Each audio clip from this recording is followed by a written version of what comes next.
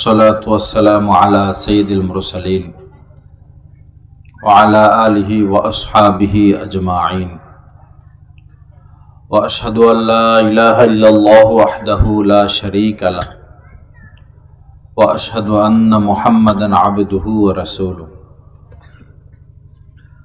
أما بعد قال النبي صلى الله تعالى عليه وسلم خيركم من تعلم القرآن وعلمه وقال عليه الصلاة والسلام طلب العلم فريضة على كل مسلم أو كما قال عليه الصلاة والسلام اللهم صل على سيدنا ومولانا محمد وعلى آل سيدنا ومولانا محمد وبارك وسلم اللهم بارك لنا في رجب وشعبان وبلغنا رمضان اللهم بارك لنا في رجب وشعبان وبلغنا رمضان اللهم صل على سيدنا ومولانا محمد وعلى آل سيدنا ومولانا محمد وبارك وسلم أستغفر الله الذي لا إله إلا هو الحي القيوم وأتوب إليه আল্লাহ পাক জাল্লা জালালুহু আমাদের সবাইকে মাফ করে দেন। রব্বুল আলামিন এই মাহফিলকে কবুল করেন, এই মাদ্রাসাকে কবুল করেন, আমাদের সবাইকে রমজান পর্যন্ত পৌঁছায়া দেন। রমজান মাসের তামাম বারাকাত অর্জনের তৌফিক দান করেন। আমার ভাইরা, ইলমে দ্বীন যেটা ইলম, কোরআন হাদিসের ইলম অর্জন করা, এটা প্রত্যেক নারী পুরুষের উপর ফরজ। তলাবুল ইলমি ফারিদা আলা কুল্লি মুসলিম, ইলম অন্বেষণ করা, ইলম শিক্ষা করা প্রত্যেক নারী পুরুষ ছেলে মেয়ের উপরে ফরজ। অর্থাৎ কোন কাজটা মুসলমান হিসাবে আমাদের জন্য বৈধ আর কোন কাজটা অবৈধ, কোনটা জায়েজ কোনটা না জায়েজ, এই এতটুকু জ্ঞান আমাদের অর্জন করা ফরজ। দুধ খাওয়া হালাল, মদ খাওয়া হারাম, এই জিনিসটা আমাদেরকে শিখতে হবে, জানতে হবে। স্ত্রীর সাথে দেখা সাক্ষাৎ, মায়ের সাথে দেখা সাক্ষাৎ, বোনের সাথে দেখা সাক্ষাৎ জায়েজ, ভাবির সাথে, মামির সাথে, চাচির সাথে, খালাতো বোন, চাচতো বোন, পরনারী, তাদের সাথে দেখা সাক্ষাৎ হারাম। এই ইলমটুকু আমাদের আছে কিনা? আছে। অনুরূপভাবে নামাজ পড়তে আমাদের যতটুকু শিক্ষা করতে হয়, সূরা ফাতিহা সহ আরো 4টা সূরা, আত-তাহিয়াত, দুরূদ শরীফ, দোয়ায়ে কুনুত, দোয়ায়ে মাসুরা, রুকুত তাসবিহ, সিজদার তাসবিহ, কমপক্ষে এতটুকু শিখা ফরজে আইন, আবশ্যকীয়। এবং নামাজের শুরু থেকে শেষ মাসালাগুলো, অজুর মাসআলা, কিভাবে অজু করতে হবে, কোন কোন কারণে অজু ভেঙে যায়, গোসল কিভাবে ফরজ হয়, ফরজ গোসল কিভাবে করতে হয়, স্বামী স্ত্রীর বিষয়গুলো, জরুরি যে বিষয়গুলো, যে ইলম অর্জন করতেই হবে, এটা হচ্ছে ফরজে আইন। তো সাধারণ মানুষ, তাদের তো মাদ্রাসায় ভর্তি হওয়ার সুযোগ নাই। তারা কেহ তবলিগে গিয়ে কিছু শিখে, কোন আল্লাহওয়ালার হাতে বায়াত হয়ে কিছু শিখে। আর সাধারণ মানুষ ব্যাপকভাবে মাসলা মাসাইল, দ্বীনি বিষয়গুলো বয়ান এবং জুমার দিন খতিব সাহেবদের বয়ান থেকে শিখে। কি বলেন? ওয়াজ মাহফিল থেকে শিখে জুমার দিন মসজিদে যায়, সেখানে বয়ান হয়, সেখান থেকে শিখে। তা আমাদের যে মেয়েদের কিছু জটিল কঠিন মাসআলা রয়েছে। মহিলারা লজ্জা শরমের কারণে এই মাসআলাগুলো শিখে না, জানে না, শরমে কাউকে জিজ্ঞাসা করে না, অজানা থেকে যায়, যার কারণে অনেক বড় ক্ষতি হয়ে যায়। এজন্য লজ্জা পেতে নাই। একজন আলেমের থেকে মাসআলা জানা, একজন মুফতির কাছ থেকে মাসআলা জানা, একটা জিজ্ঞাসা করা, এটা শরমের কিছু না। মহিলা মানুষ কোনো জটিল বিষয় সামনে আসলো তো স্বামীকে বলবে, স্বামী একজন মুফতি সাহেবের কাছ থেকে, একজন আলেমের কাছ থেকে মাসালাটা জেনে নিবে। এ তো সহজ রাস্তা। আগে এমন ছিল যে পুরা থানায় একজন আলেম পাওয়া যাইত না, জটিল ছিল। আলহামদুলিল্লাহ আমাদের কওমি মাদ্রাসাগুলোর বরকতে এখন তো বলতে গেলে প্রত্যেক গ্রামেই আলেম পাওয়া যায়, প্রত্যেক মসজিদের ইমামই আলহামদুলিল্লাহ দাওরা হাদিস পাস। ছোটখাটো মাসালাগুলো উনারাও বলে দিতে পারেন। এজন্য অজ্ঞতার মধ্যে না থাকা, যেটা জানি না এটা আমি জেনে নিব, এতে লজ্জার কিছু না।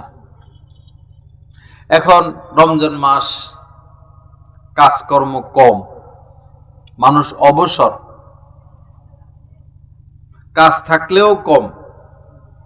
আল্লাহর হস্তে রমজানকে সামনে রেখে আমরা কিছু কাজ করে ফেলি। যেমন সম্ভব হলে চিল্লে চলে যাওয়া, কোনো আলেমকে সাথী করে একটা চিল্লা দিলে, কোনো হাফেজকে সাথী করে এক চিল্লা আপনার কোরআন শরীফ শুদ্ধ হয়ে যাবে, মাসলা মাসাইল জানা হয়ে যাবে। তবে একজন আলেম থাকা জরুরি, এই একটা বিষয়। আরেকটা হলো কোন আল্লাহর ওলির সোহবতে যাওয়া, খানকায় যাওয়া, আল্লাহর ওলিদের সোহবতে গিয়ে চিল্লা লাগানো, 10 দিন থাকা, 3 দিন থাকা, এতে ইসলাহ হবে, সংশোধন হবে, আল্লাহর ভয় আসবে ভিতরে, তাকওয়া আসবে। আরেকটা হলো, সবার দ্বারা তো এটা সম্ভব না, আরেকটা হলো মসজিদ কেন্দ্রিক বয়স্ক শিক্ষা। রমজানে সহজ, এখানে একটু আতর লাগাই দাও, রমজানে এটা অনেক সহজ, মসজিদের ইমাম সাহেবের দ্বারাই সম্ভব, অথবা মাদ্রাসার ছাত্র আছে প্রত্যেক এলাকায়, হাফেজ সাহেবগণ আছেন। জোহরের পরে যদি আধা ঘন্টা 1 ঘন্টা আমরা সবাই বসি, তো অন্তত 25 রোজা পর্যন্ত যদি এই লাগাই দাও, আঙ্গুলের মাথা নিলে তো আপনারা এখানে আতর রাখতে পারেন না, স্প্রে রাখলে তো হয়, গন্ধ আসে। এখন আমি সাথে রাখি, কি করবো, সব জায়গায় লাগাই নি, ধোয়া হয় না তো, এটা ধোয়া হয় না, গন্ধ।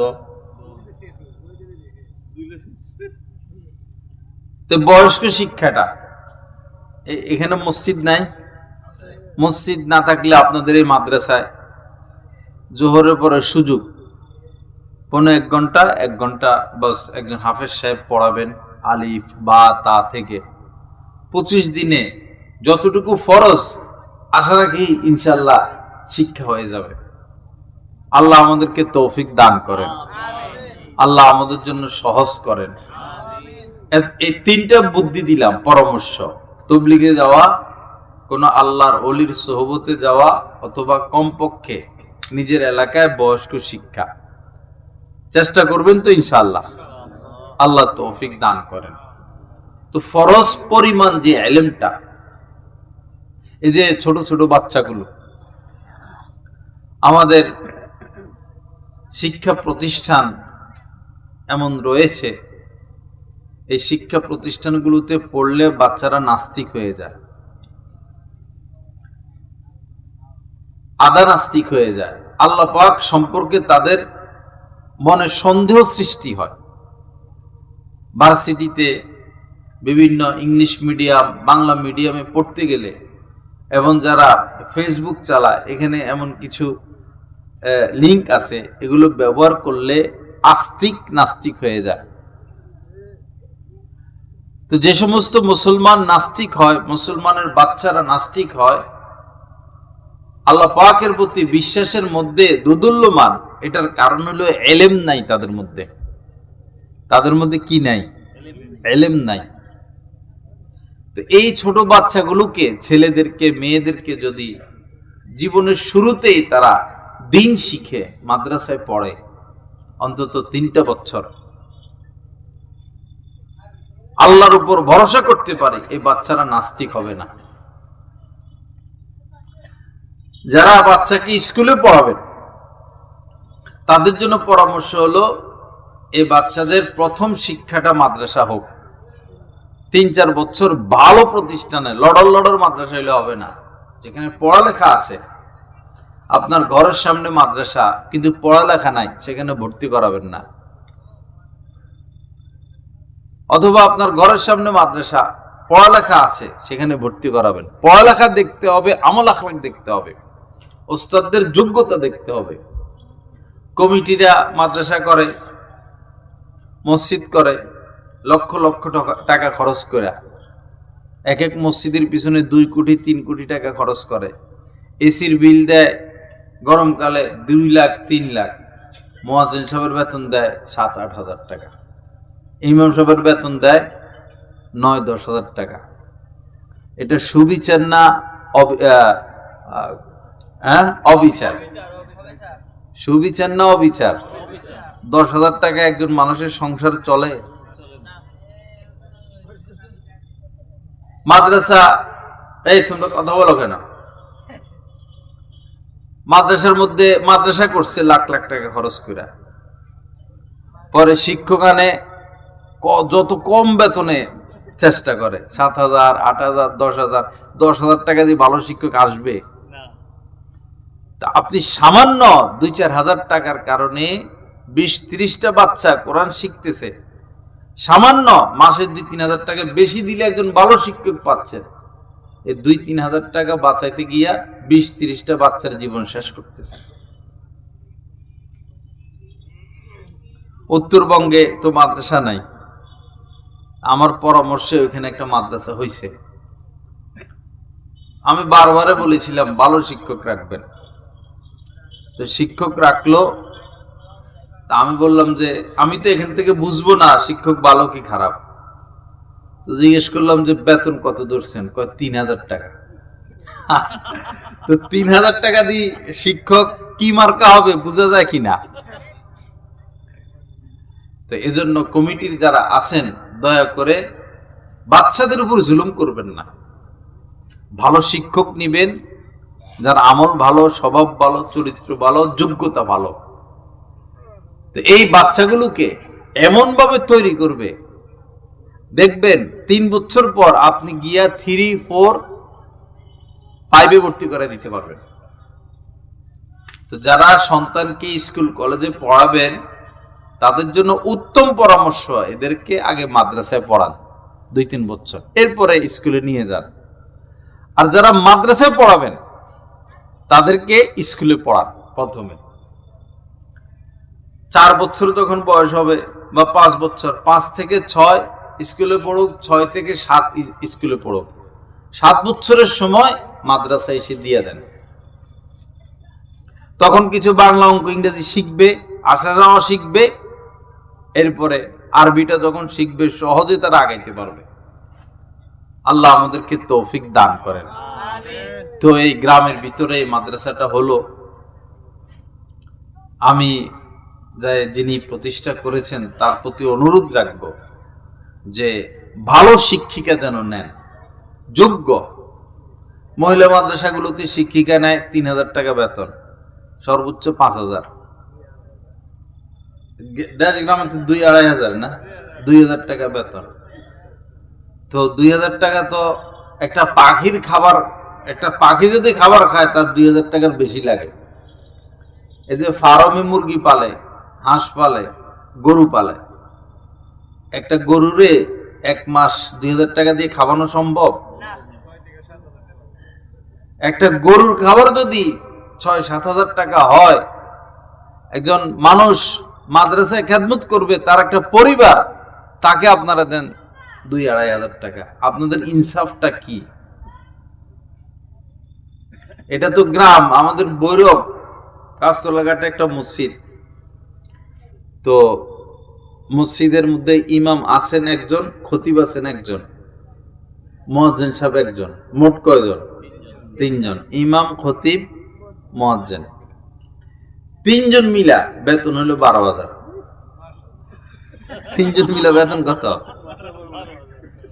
কমিটির লোক জান্নাতে যাইব না জাহান্নামে যাইব? হে কথা কয়ে লাভ নেই। আবার হেটা আবার কি কইলেন? হেটা আবার কি কইলেন? হে কথা কয়ে লাভ নাই, হেটা তো আগে কইতে হইব। 3 জন মানুষের বেতন কত ধরছে? 12,000। এই হলো ইনসাফ, এই হলো বিবেক।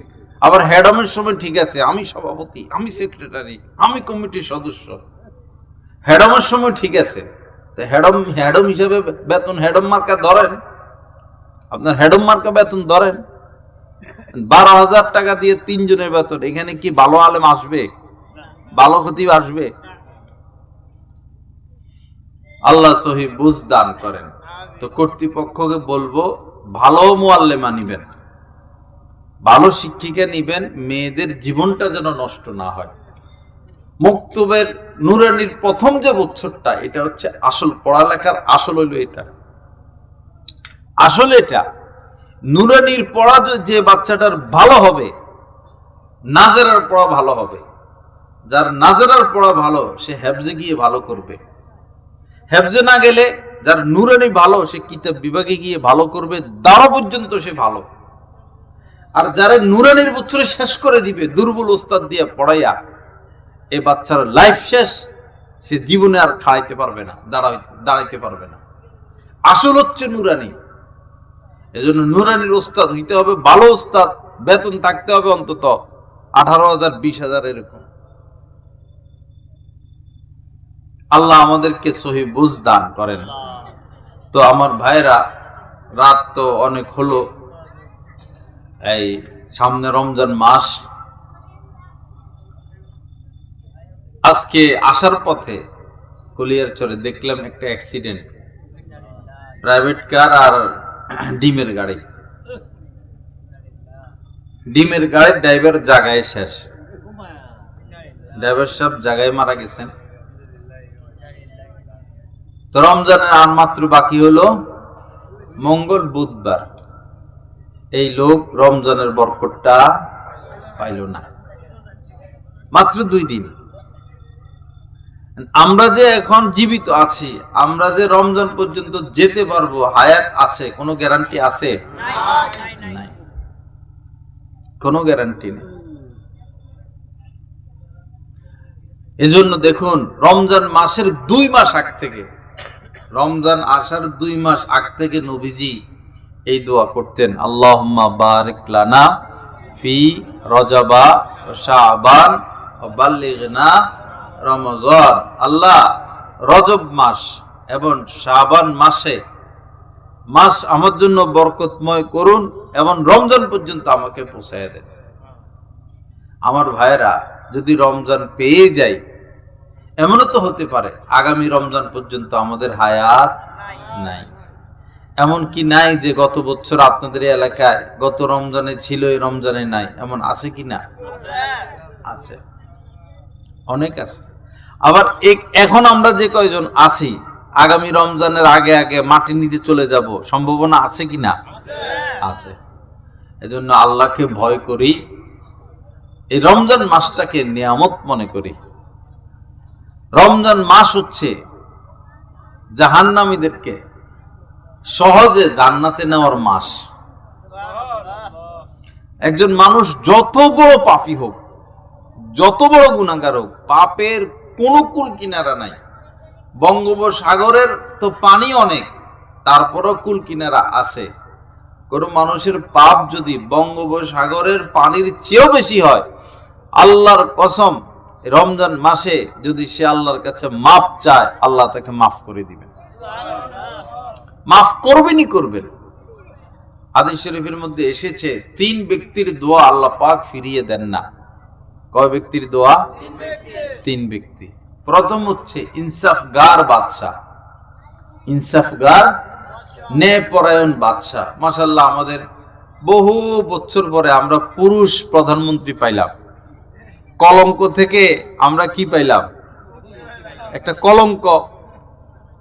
মুসলমান জাতি, মুসলিম দেশ, কিন্তু মহিলা দেশ চালাইতো দীর্ঘদিন।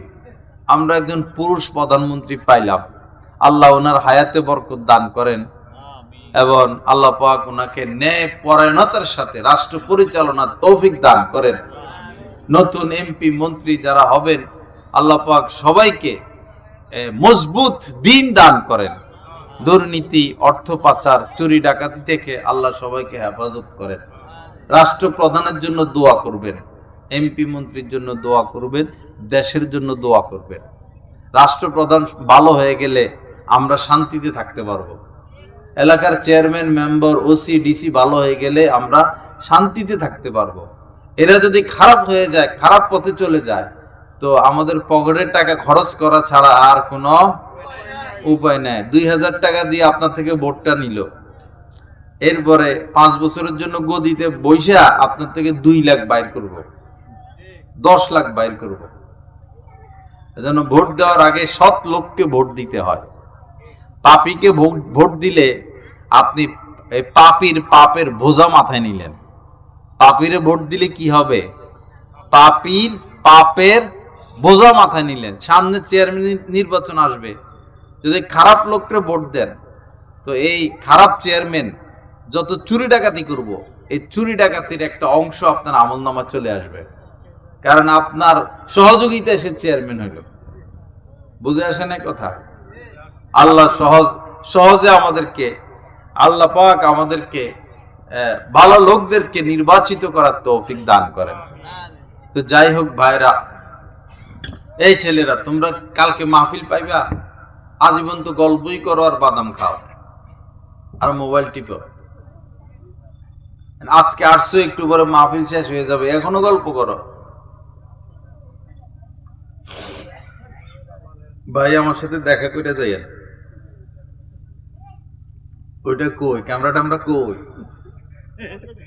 পকেট।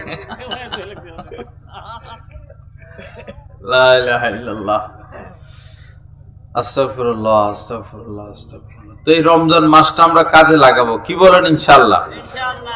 আচ্ছা, এখানে বিবাহিত আছেন না? বিবাহিত বিয়ে সাথে করছেন এমন আছেন না?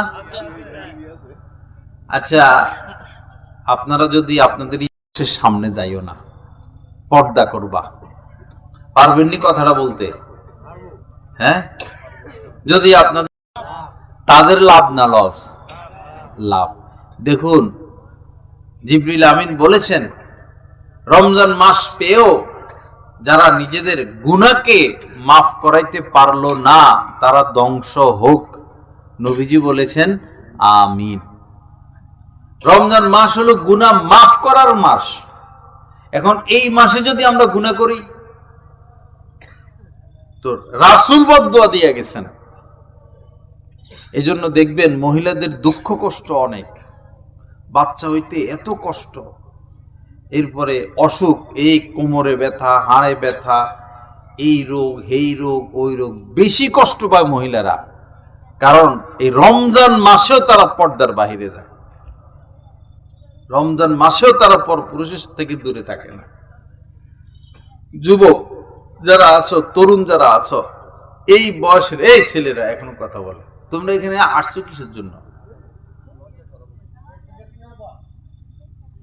এই ছাইরোটা বসে বসে কি খায় আর গল্প করে। ফেসবুক, কোন ফেরেশতার হাতেও যদি ফেসবুক তুলে দেওয়া হয়, ফেরেশতাও পাপ মুক্ত থাকতে পারবে না, সেও পাপে জড়িয়ে পড়বে। এটা এত খারাপ জিনিস। যেমন পুকুর, পোলাপান গাছে উঠে লাফ মারে পুকুরের মধ্যে, মজা করে। আমরাও ছোটকালে লাফ মারছি, গোসল করছি। এখন কেউ যদি বলে, কেউ যদি পুকুরের মধ্যে লাফ মারে, এই চারটা বসে বসে গল্প করে, এই এগুলোর একটু আলাদা করে দাও তো, এই চারটা পোলাপানরে একসাথে বসলে এগুলো বিপদ ঘটায়। এই ছোট বাচ্চা বালেক হয়েছে, রাতে টাচ মোবাইল হয়েছে, এটা বালেক হয়েছে, এটা এই ছোট বাচ্চাটার হাতে কে দিল মোবাইল? নষ্টের মূলে তো মা বাবা। পোলাপান নষ্টের মূলই হচ্ছে মা বাবা। নাবালেক বাচ্চা এরা কি বুঝে? এদের হাতে মোবাইল দিয়ে দেয়।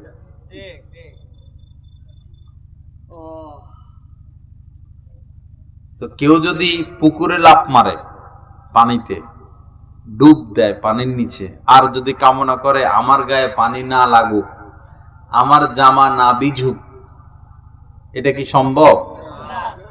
পানিতে ঝাঁপ মারুক, লাফ মারুক, শরীর ভিজবে, কাপড় ভিজবে। পানিতে নামলে যেভাবে শরীর ভিজা, কাপড় ভিজাটা স্বাভাবিক।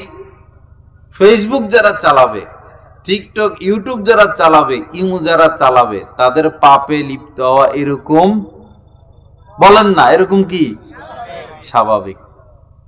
সে আলেম হোক, মসজিদের খতিব সাহেব হোক, ভাইরাল বক্তা হোক, পীর সাহেব হোক, জালেম হোক, মুসল্লি হোক, কমিটির লোক হোক, হাজি সাহেব হোক, নামাজি হোক, মুসলমান হোক, যেই হোক, ফেসবুক চালাবে আর পাপ মুক্ত থাকবে, এটা অসম্ভব কথা। আমার এই কথার পক্ষে লক্ষ লক্ষ মানুষ সাক্ষী দিয়েছে, একজন না, লক্ষ লক্ষ মানুষ। আমি সাক্ষী নিছি, ভাই কথা ঠিক না ঠিক? সবাই বলছে ঠিক। তো যুবকদেরকে বলবো, বাবা, এই বয়সে মানুষ মারা যায়, এই বয়সে। আমাদের ভৈরবে এই যে তরুণ বয়সের 1 মাসের মাথায় মনে হয় 15-20টা ছেলে, 14, 16, 17, 18 হুন্ডা অ্যাক্সিডেন্ট, জায়গায় শেষ, হাসপাতাল নেওয়ার সুযোগ হয়নি। এই কয়দিন আগে ভৈরবের মাক্কুমুল্লাহ, ধনী মানুষ, 2 ছেলে না কয়টা, এই অ্যাক্সিডেন্ট হয়েছে, সাথে সাথে একটা বাচ্চা শেষ। দুর্য মোড় থেকে মুসলিমের মোড় স্টেডিয়াম ধরে এই এরিয়ায় কয়েকটা বাচ্চা ইদানিং এ ফটাফট শেষ হয়ে গেছে।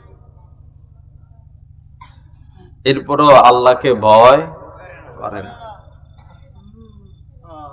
গত মনে হয় 1 সপ্তাহ আগে একটা ছেলে ইতালি থেকে আসছে, 30 বছর বয়স।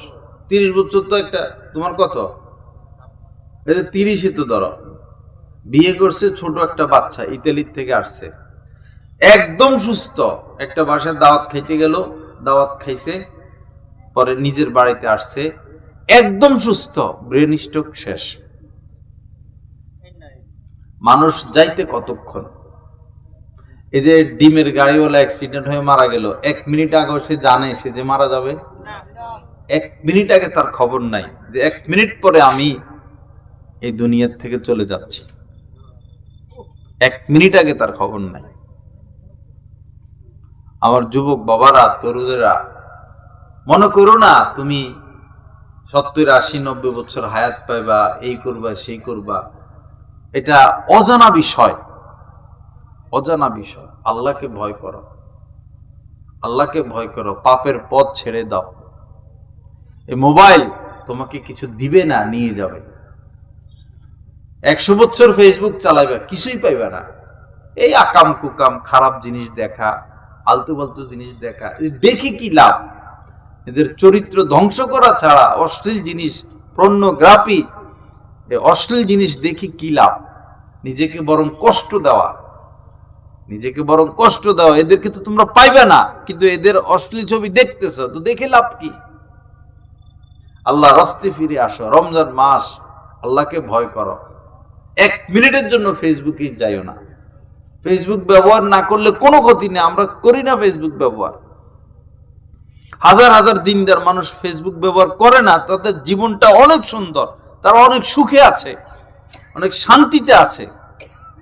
আর যারা ফেসবুক চালায়, একজনও শান্তিতে নাই। একটু পরে পরে ঢুকে লাগে, একটু পরে পরে ঢুকে লাগে, ঘুম আসার আগ পর্যন্ত ফেসবুক, ঘুম থেকে জায়গা আবার ফেসবুক। এই মসজিদে যায় জালেমেরা, মসজিদে যাওয়ার আগ পর্যন্ত ফেসবুক, নিয়ত করবো এর আগ পর্যন্ত ফেসবুক, সালামটা ফিরাইলো এখন তো আস্তাগফিরুল্লাহ পড়বে 3 বার, মুনাজাত করব, এই ফাঁকে একবার মোবাইল বাইর করে, মোবাইল বাইর করে একটু দেখে, পরে আবার পকেটে রাখে, পরে আবার মুনাজাত দেয়। এরকম পাগল হয়ে গেছে। এরা কি সুস্থ না পাগল? পাগল পাগল। ফেসবুক ব্যবহারকারীরা কেউ 5% ব্রেন, 5% তার ছেঁড়া, আর 20% তার ছিঁড়ে গেছে মাথার তার, কেউ আধা পাগল, কেউ 80% পাগল। সুস্থ একজনও নাই, একজনও সুস্থ নাই। স্বামী স্ত্রী শোয়া, স্বামীও ফেসবুক চালায়, স্ত্রীও ফেসবুক চালায়, স্বামী স্ত্রী এ ডাইন দিকে ফিরা ফেসবুক চালাইতেছে, এ বাম, এই মেয়ে ফোন দেয়, এই ছেলে ফোন দেয়, এই আমার ছেলে বিল্ডিং এর থেকে নিচে চলে আসে, রাস্তায় চলে আসে, আসো না কেন, আসো না কেন, 100 ফোনের উপরে রাখে, অপেক্ষা থাকে দরজা খোলার আগে এই কে কার আগে আইসা কোলে উঠবে, গল্প করবে। আর যে সমস্ত family Facebook family, internet family, television family, বাবা ঘরে আসে না, মোবাইল টিপতে টিপতে, এই দরজা খোল রে, টিপতেছে মোবাইল। দরজা খোলার পরে ছেলে ছেলের রুমে মোবাইল টিপে, মেয়ে মেয়ের রুমে মোবাইল টিপে, মানে সবাই ব্যস্ত। বাবা যে আসছে, বাবাকে যে রিসিভ করবে, আবু তুমি কেমন আছো, একটু খোঁজ খবর, দেখা সাক্ষাৎ, এই সুখ ফেসবুক ফ্যামিলিতে নাই। মোবাইল নিয়ে ব্যস্ত, মোবাইল নিয়ে ব্যস্ত। আহা, মা তার ছেলেকে ভালোবাসার সুযোগ পায় না, সন্তান মায়ের ভালোবাসার স্বাদ পায় না, স্বামী স্ত্রীর পরস্পর মহব্বতের সম্পর্ক শেষ, পিতা সন্তানের পরস্পর মহব্বতের জিন্দেগি শেষ, 2 ভাই, আপন ভাই বোন, পারিবারিক যে সম্প্রীতি, যোগাযোগ নাই। বাইরে বোনকে বিবাহ দিয়া দিল, ভাই বিবাহ করে ফেলছে, বোন বোনের দান্দায়, ভাই ভাইয়ের দান্দা, দেখা সাক্ষাৎও নাই, যোগাযোগও নাই, মহব্বতও নাই। কি হয়ে গেল মুসলমানদের অবস্থা? কোন গতিরই, কোন পথের দিকে মুসলমান এগুচ্ছে? আল্লাহ হেফাজত করেন, আল্লাহ আমাদেরকে মাফ করে দেন। তো তরুণ বাবারা, অনুরোধ, রমজানে এই আলতু ফালতু কাম করো না, মোবাইলে ঢুকো না, রাস্তাঘাটে মেয়েদের অভাব নাই, মেয়েদের দিকে তাকাইও না। পুরুষদের জন্য মহিলাদের দিকে তাকানো হারাম, মহিলাদের জন্য পুরুষদের দিকে তাকানো হারাম, গুনাহে কবিরা। এটা মোবাইলে হোক, পত্রপত্রিকা হোক, রাস্তাঘাটে হোক, সর্ব জায়গায় হারাম। মেয়েদের থেকে দূরে থাকো, পড়ালেখা করো, মা বাবার খেদমত করো, অথবা কাজকর্ম করো, মা বাবার দোয়া নাও, আল্লাহকে রাজি রাখো, আল্লাহ রাসূলকে রাজি রাখো, রাসূলের সুন্নত মোতাবেক চলো, জীবনটা সফল হবে। আর পাপে নিজেকে জড়াবা, মেয়েদের সাথে সম্পর্ক রাখবা, কোন মহিলার স্বামী বিদেশ, সেই ঘরে যাইবা, কোন ঘরে সুন্দরী মেয়ে আছে, সেই ঘরে আশপাশ ঘুরবা গারবা, জীবন বরবাদ। যেই নারীদের পিছনে ঘুরে যে পুরুষ, সে জীবনে সফল হইতে পারে না। এই ভারতবর্ষ মুসলমানদের হাতে ছিল, স্পেন মুসলমানদের হাতে ছিল। মুসলমান রাজা বাদশারা এই নারীর প্রেমে, নারীদের পিছনে ঘুরতে ঘুরতে ঘুরতে ঘুরতে, মদ নারী মদ নারী মদ নারী করতে করতে নিজেরাও শেষ হইল, ইসলামী রাষ্ট্রগুলোকে শেষ করলো। আল্লাহ হেফাজত করেন। আর বর্তমান রাজা বাদশারা হইল গোলামি, ইহুদি খ্রিস্টানের গোলামি আর অর্থ পাচার। আগের রাজা বাদশাহ, মুসলিম রাজা বাদশাহ আর বর্তমান রাজা বাদশার মধ্যে পার্থক্য আছে। এরা হইল শুধু অর্থ পাচার নিয়ে ব্যস্ত, আর ইহুদি খ্রিস্টানের গোলামি নিয়ে ব্যস্ত। আল্লাহ ইহুদি খ্রিস্টানের গোলামি থেকে আমাদেরকে বের হয়ে আসার তৌফিক দান করেন। আমাদের রাজা বাদশাদেরকে অর্থ পাচার থেকে দূরে থাকার তৌফিক দান করেন। তো মাদ্রাসাটা হলো, মাদ্রাসার দিকে খেয়াল রাখবো। মাদ্রাসা কর্তৃপক্ষকে অনুরোধ করব, ভালো শিক্ষিকা নিবেন, ভালো বেতন দিবেন, ভালো পড়ালেখা করাবেন। যদি কোনো প্রতিষ্ঠানে এসে কোনো বাচ্চার জীবন ধ্বংস হয়ে যায়, তো এর জন্য প্রতিষ্ঠান কর্তৃপক্ষ দায়ী। ভালো শিক্ষক রাখতে হবে। আল্লাহ আমাদেরকে সহি বোঝ দান করেন। যা কিছু আলোচনা হলো, এই কথাগুলোর উপর আমলের তৌফিক দান করেন। ওয়া আখিরু দাওয়ানা আলহামদুলিল্লাহি রাব্বিল আলামিন। ওয়া সাল্লাল্লাহু আলা নবিয়্যিল কারীম।